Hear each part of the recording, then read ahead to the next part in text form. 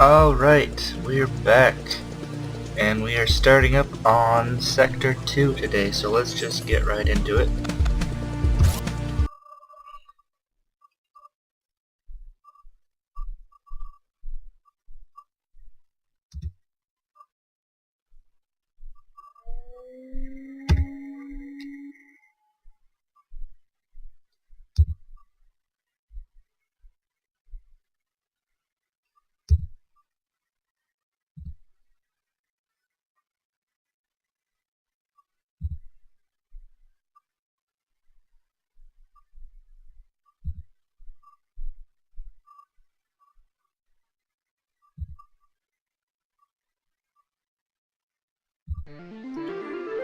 Alright, so I'm gonna try and slow down the text a little, so I was told it was a little fast last time.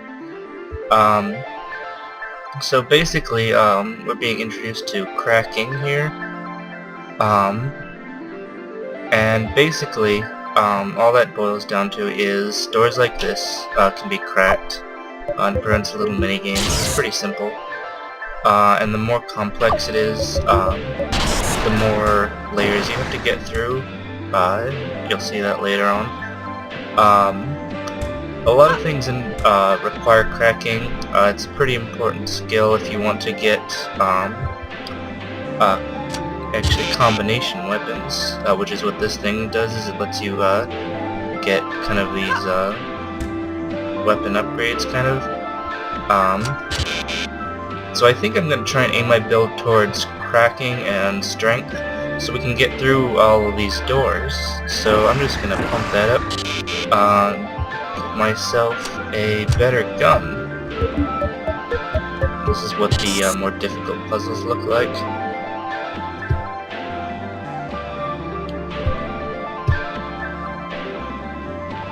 So yeah, Buster gun. So that basically does... let's see if I got the right one. This is what it does. Basically it's a shotgun machine gun. But it uses up machine gun ammo, so I think... And I can't get through here. Yeah, this is why it's good to have a lot of strength and a lot of cracking skill. I also want to talk a bit about the enemies we see in the game. And I'll get to those guys. So the ones we've seen already are these guys, the scouts. They're green, and basically you got scouts and you've got soldiers, and the difference is that scouts are the soldiers who have not reacted well to the combat enhancement drugs and stuff, so they're a little bit dimmer than the soldiers, and they aren't given rocket launchers. So that's pretty much the main difference. And these guys are pretty much the flunkies, these two groups. Neither of them are really a threat. And with the soldiers, you really just want to avoid getting hit in the face with rockets. And you can see that there's a charging period for rockets. And all enemies, when they use explosives, they will have that charging period. And the game explains that your gun is actually unique in that it stores ammo inside it, whereas most of the guns that the enemies use actually generate ammo inside them before firing, which means they have infinite ammo, but they can't shoot immediately when they're shooting large projectiles. So these guys, these are commanders, and this is where the enemies start getting kind of nasty. You can see they just shoot rockets everywhere, and they also have a melee attack. You don't want to get hit with that either. And of course, they can take quite a lot of punishment. So those are our opponents so far. And it won't be too long before things start to get even worse than that. But for now, the enemies in the first couple sectors aren't really that big a deal. Just got to learn to avoid getting hit in the face with rockets, mostly. And this blows up. Like that. Oh, that is satisfying. there are a few things more fun than making explosives blow up in your opponent's face.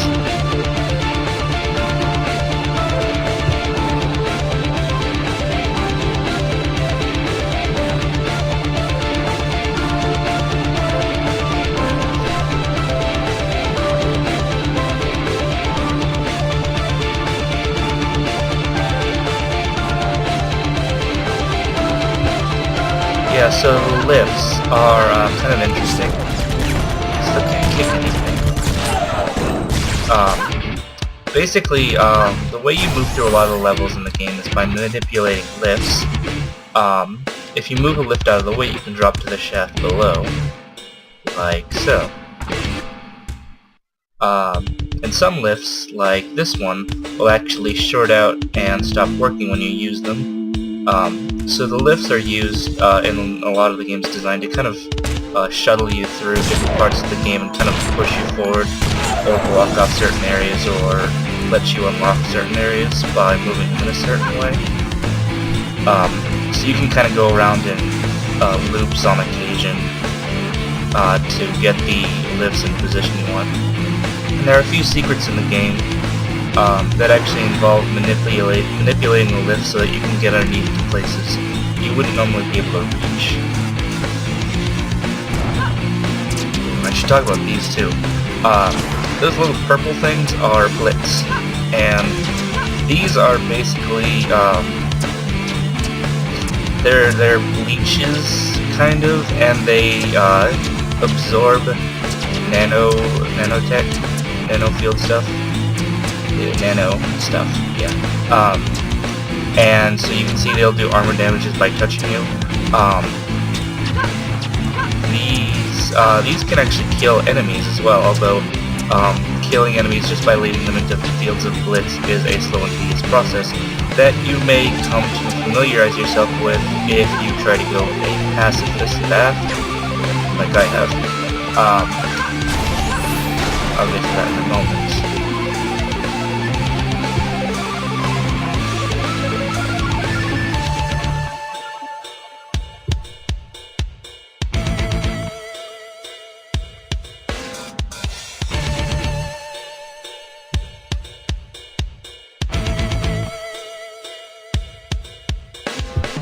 Right, so this is where the Kaisen start to become aware of your presence, and the human anomaly is what they will be calling you throughout the game. They get your gender right, funnily enough. That's kind of funny. Who knows, maybe... I don't know. And the other thing that we are hearing about is the Kamado. And we'll be hearing a lot more about them later on. But for now, all we have is second-hand reports of those guys. But we'll be learning more about the Kamado as time goes on.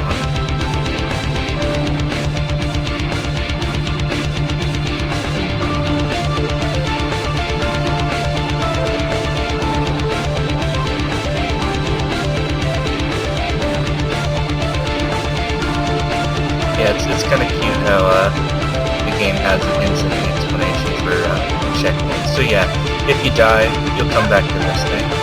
Simple enough.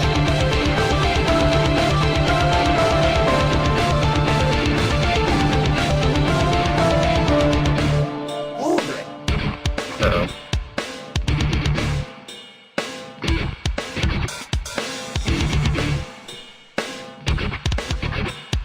Yep, so these things give you temporary boosts, and your chances of getting different types depends on your behavior, whether you are more of a pacifist or go and kill things.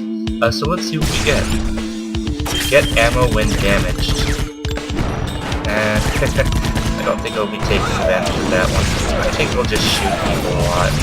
Just kind of hoping to get infinite ammo so I can go wild with the cluster gun. Oh well. Alright, let's see what we got here.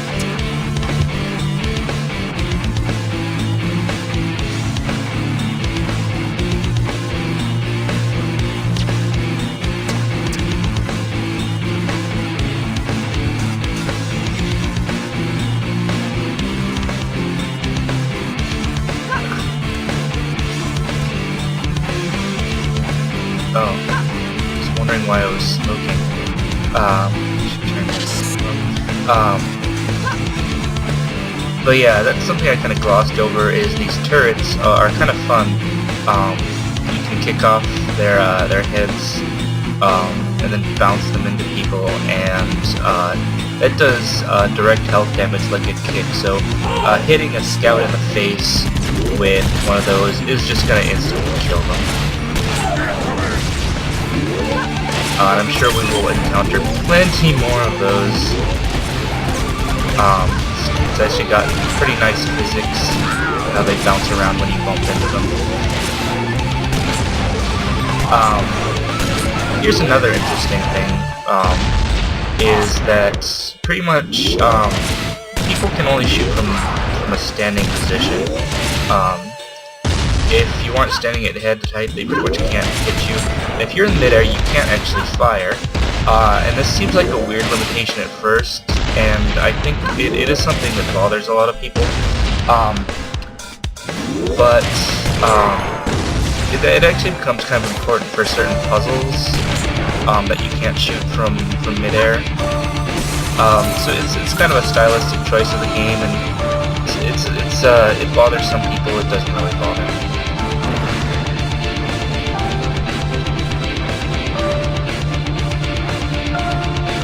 Alright, so now we can jump higher, and in proper Metroidvania style, this will allow us to reach new locations.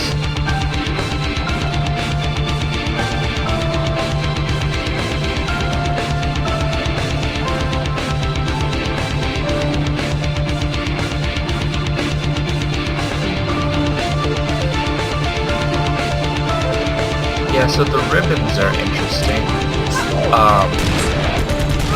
And we'll be finding more of those over time, hopefully, if I can remember what they are generally. There's a lot of little things kind of tucked away in the game, and a lot of it, there's various rewards for finding things like the posters and stuff, but some of it is just kind of mainly just to give the game some extra flavor, and they flesh out the world, and the ribbons are kind of like that, where you learn more about Iji's little sister Mia.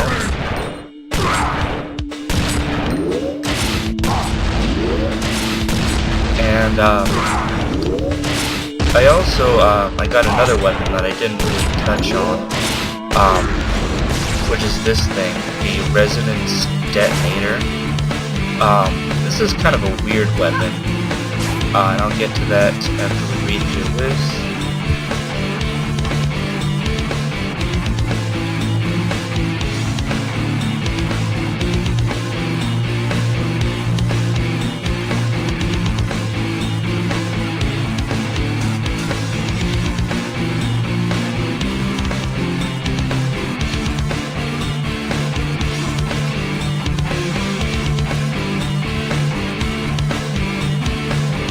Yeah, this Crotera sounds like a pretty charming guy. I'm sure he will be completely reasonable to talk to. Yep.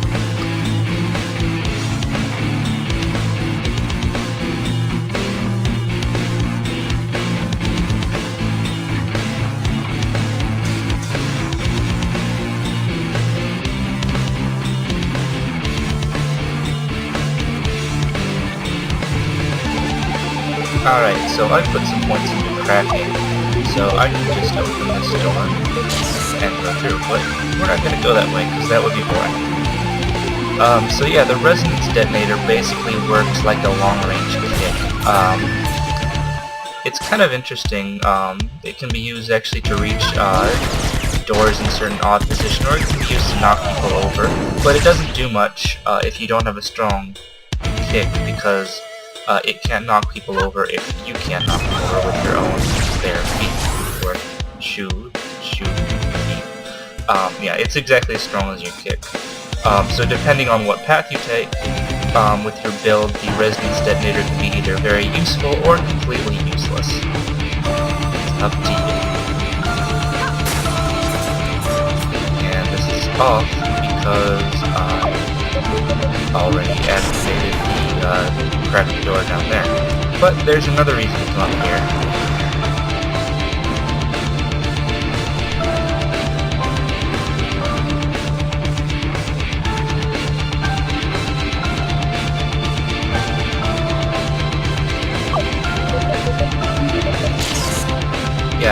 here's where the tasing get kind of nasty.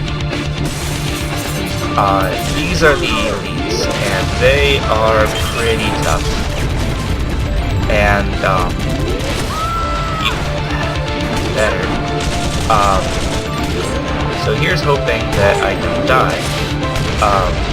But yeah, they've got the rockets, and they also have a rather interesting weapon that is explosive blue orb with energy, which he will demonstrate in a moment now, right? No? You saw them, I think. But yeah, these guys are pretty much just tanks. They can absorb quite a lot of punishment. Take damage. In fact, there are also some elites that are actually armed with spread rockets. So that can be kind of dangerous. But with a little bit of persistence, you can take them down. So they're pretty tough, but if you're willing to actually find and use explosives, they're not that big a deal. As you can see, I managed to take it down with a bit of patience and a bit of, should probably raise my health. 4 points of health is not very much when you're getting rockets shot at you. Alright, so, where are we now? Here we are, okay, right here, in front of the door.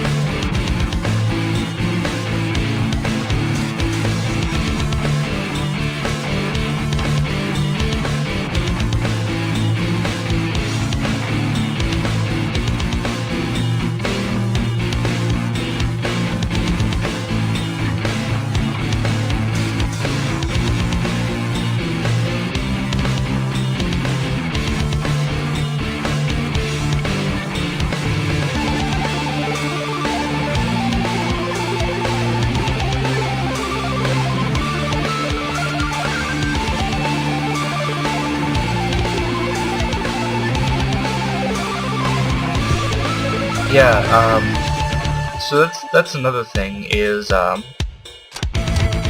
of the characters that you fight are also equipped with these nano fields. And yes, we got the, resonance reflector.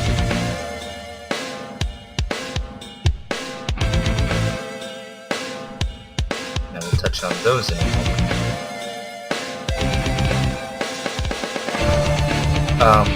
But yeah, the idea is that you're not just kicking someone in the face, but you're actually directly damaging their nano field with yours.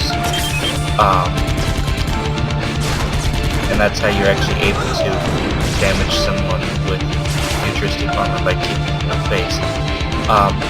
Funny thing about the resonance reflector, which as noted in the description, which I might as well go fast on that one, is can be used to reflect projectiles like rockets, those blue orbs that I can't remember what they're called.